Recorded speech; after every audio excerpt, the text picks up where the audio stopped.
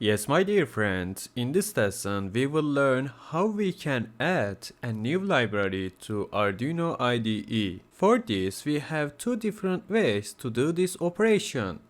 So let's start with first one. We use the library manager. For this we perform steps step by step. So let's get started step 1. So let's open the Arduino IDE.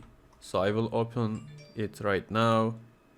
So it's opening, and here is our Arduino IDE. And down, let's move to the sketch section, and let's move to down of this menu, and here is our include library section, and let's move to the right, and let's move to the top of include library menu, and here is our manage libraries. So now let's click this, and you can see all of these libraries for Arduino IDE to control Arduino boards. For example, let's select a random library here. For example, Arduino low power libraries here is available, and here is our version that we can select here. For example, let's select 1.2.2 and let's select install button.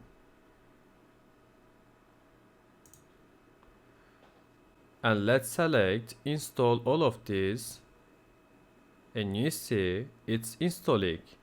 So you see here we have successfully installed this library to our Arduino IDE. So now let's move to our second way. Our second way is importing a .zip library. Arduino libraries can be in zip file. That's why we can choose this way.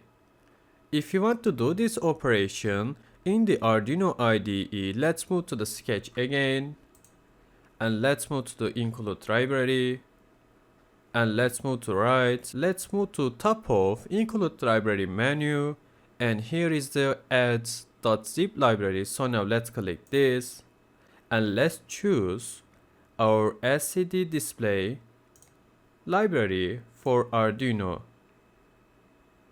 And also you can find this library on the source section of this video. So now here is our library, and here is our .zip file. So now let's click this, and let's click open, and you see we are done. Alright my dear friends, in this lesson we learned how to add any library to Arduino IDE. So now let's move on to our other lessons.